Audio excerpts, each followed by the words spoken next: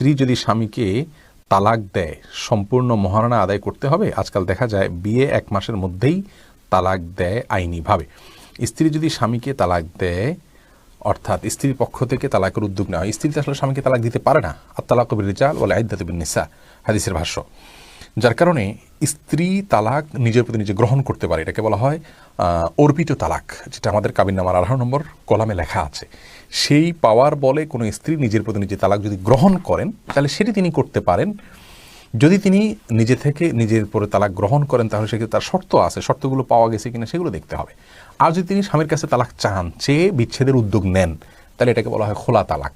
খোলা তালাক হলে তার যদি নিজে থেকে খোলা তালাকের উদ্যোগ নেন এবং স্বামী স্ত্রীর সাক্ষাতের আগে আগে হয়, তাহলে সেক্ষেত্রে মহারণার আংশিক পাবেন না।